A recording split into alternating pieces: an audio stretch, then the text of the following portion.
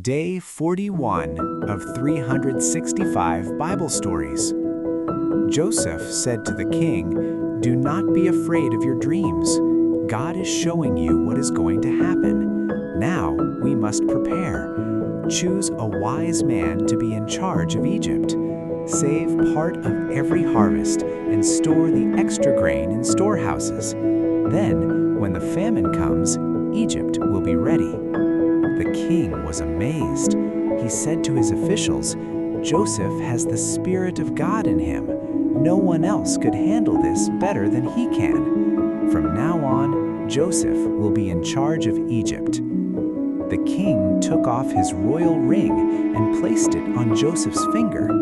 He put a gold chain around Joseph's neck and had him ride in a chariot beside his own. Whenever Joseph passed by, the people shouted, "Make way for Joseph!"